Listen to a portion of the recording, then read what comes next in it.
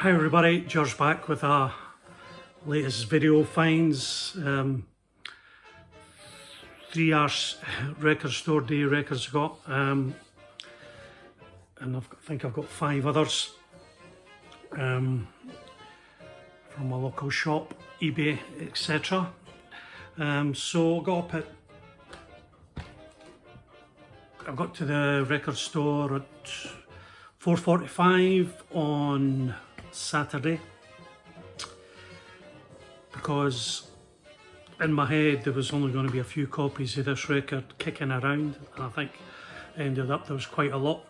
So they had 3 of my 4. I was supposed to had all records in. I didn't get Roy Hargrove in Harmony. They didn't get in. The other record shop didn't get it. There was only 400, I believe, sent to the UK. He should have got 1 or 2. He's trying to get me 1, but there's no chance of that. So 3 records I got, could probably pick them up next week. You know, I don't think there's originally this one here, I heard it was going to be 2,000 originally, and then the last I seen was like 4,200. Now, is that in the UK? Is that worldwide?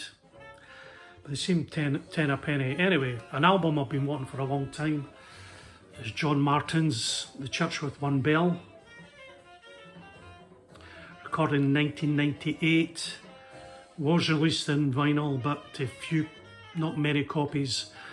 They go for quite a lot. I've only ever seen one in recent years go on eBay, and it was a lot of money. Can't remember, £300 or so, maybe more. So they were at John Martyn for a while. They recorded a covers album, and eventually says, well, if you buy me this church, I'll do it. And so they got in the church, converted it into a recording studio, which is, it's pretty close to, bigger in Scotland, a little village near the borders.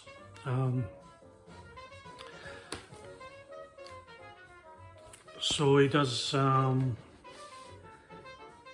a lot of famous songs really. He does a Randy Newman track, Dead Can Dance track, which is excellent, a Ben Harper track, and he does The Sky Is Crying by Elmore James. So John Martyn was born in England to a Scottish dad, Belgian mother, and when he was 5, they broke up. And I think he spent most of his time in Scotland with his dad and his grandma. Died at 60 in Ireland.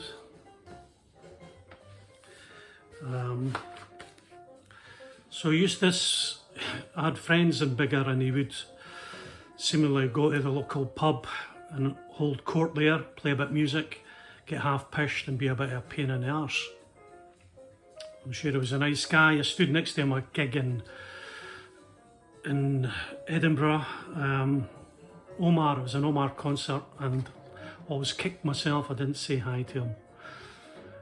So I've seen Bob Bradley say this, he paid about $22 for this. Half-Speed Master by Miles Shaw in London, Abbey Road Studios.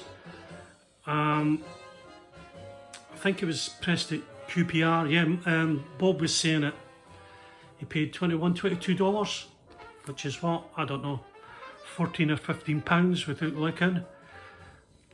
This cost £36 for a single album, which is about $50.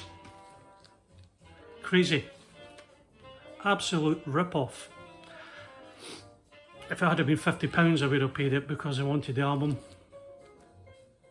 It's a fantastic album. Yeah, so that's the first purchase, John Martyn. Second purchase was Rory Gallagher from Ireland. Cleveland Calling Part 2. Part 1 was released acoustic sessions last year, so this is electric sessions with a band this year. 7 tracks, nice heavyweight vinyl, and we have nice custom label, Rory. Really well done. This is from 1972. I think they're sort of calling it the Lost Recordings.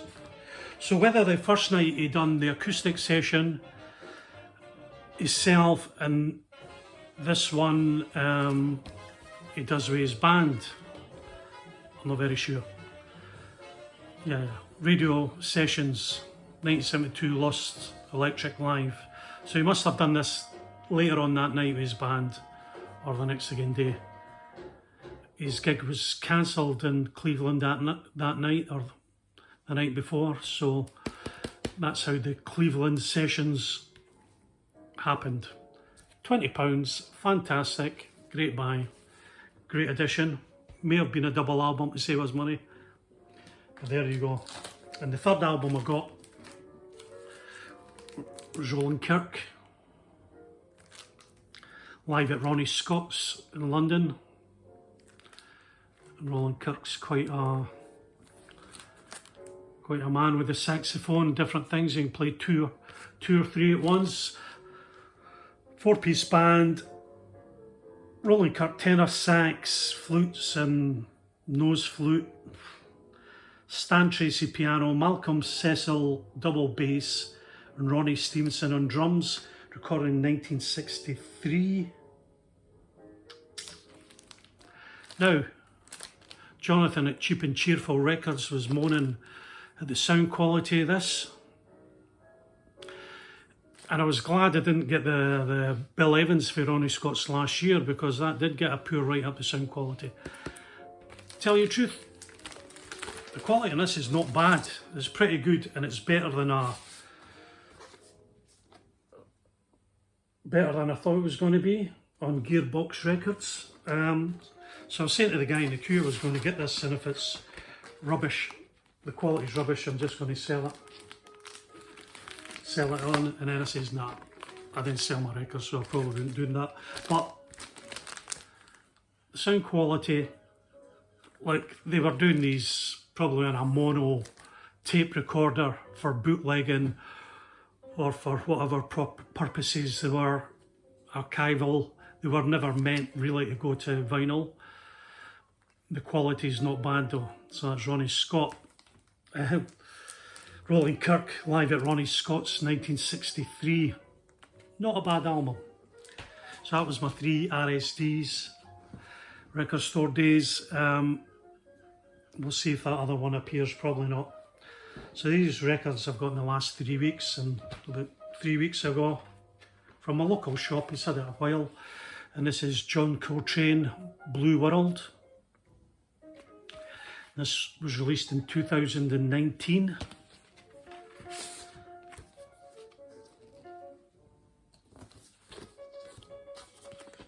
It's on Impulse. So these are sort of lost tapes also. This was an album he done in 1964 for a Canadian-French movie. I think maybe only done well quite in the French Quarter of Quebec. So this was a period, 64, when John Coltrane was doing a lot of spiritual jazz and whatever. And he done the soundtrack and went back and done some of his old songs, tracks. So that's the track list in there. Nema, take 1, Nema, take 2, Village Blues, 1, 2 and 3 takes, like Sonny and Training In. 8 tracks, the usual band. Really nice, £19. Newly discovered, previously unreleased from the classic quartet. And then a week later I got Inception by McCoy Tyner Trio, which is to get the guys on there basically. Well, different bass. Art Davis is on bass here. Evelyn Jones on drums, McCoy Tyner piano. This is his first solo LP, 1962. Jimmy Garrison was the bass player on John Coltrane album. So yeah, great album. Obviously on Impulse. Great addition. What does it say here? Again, this would be about £19 I paid for this. Original label, original tapes, original sound and design. We digitally remastered though. So I've shown Jose Feliciano's Light My Fire, played that last week or a couple of weeks ago. And my good friend, who's my good friend? Don't have any.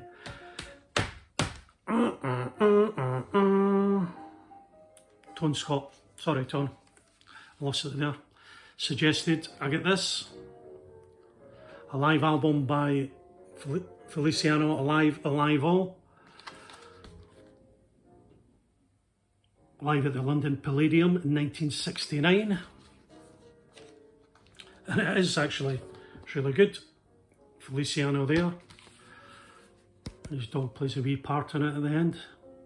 And it's got all the classics, you know, it's got Light My Fire, California Dreamin', two of my favourite tracks he does. On side 4, does Day Tripper. Don't Let the Sun Catch You Crying, fantastic. Yeah, it's a great album, cheap to pick up. Didn't cost me very much at all. £6 or something. Nice to hear the tracks live. So an album I got at my local record shop last week is the Three Giants, Sonny Rollins, Clifford Brown and Max Roach. This is on Transatlantic UK. It was on Prestige, originally released in Prestige, I think in 1956. It's a 5-piece band, including piano and bass. Can't remember who's doing that. Originally recorded in 1956. Yeah, no cover. I got it for about £8.